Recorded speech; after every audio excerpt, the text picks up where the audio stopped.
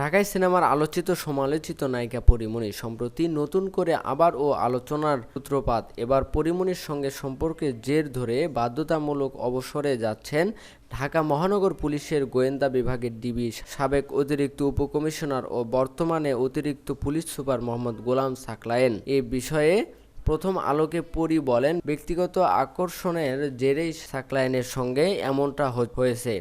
যদিও এত সব কাণ্ড ঘটে যাওয়ার পরও সামাজিক মাধ্যমে ফুরফুরে মেজাজে পরী। ফেসবুকে পরী লিখেছিলেন, bye bye Russell's viper, welcome Porimoni. এই স্ট্যাটাস নিয়ে ও নেটপাড়ায় আলোচনা সমালোচনা তুঙ্গে। এরপরই বরিশাল বিমানবন্দর থেকে ছেলে পণ্যকে নিয়ে একটি ছবি পোস্ট করেন অভিনেত্রী। তিনি লেখেন, হ্যালো বরিশাল।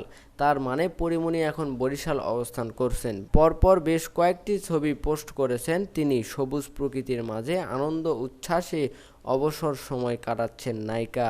ফেসবুক থেকে পরীমণি এটা মাঝে মধ্যেই করেন। গত ঈদে ও ছেলেপুণ্যকে নিয়ে বরিশালে পরিবারের সঙ্গে সময় কাটিয়ে এসেছেন তিনি। এবারও তার ব্যতিক্রম হয়নি। মামলা মোকদ্দমা, সাকলায়েন কাণ্ড, সমালোচনা সবকিছুকেই পেছনে ফেলে ছেলেপুণ্যকে নিয়ে বরিশালের সবুজে হারিয়ে গেছেন পরী।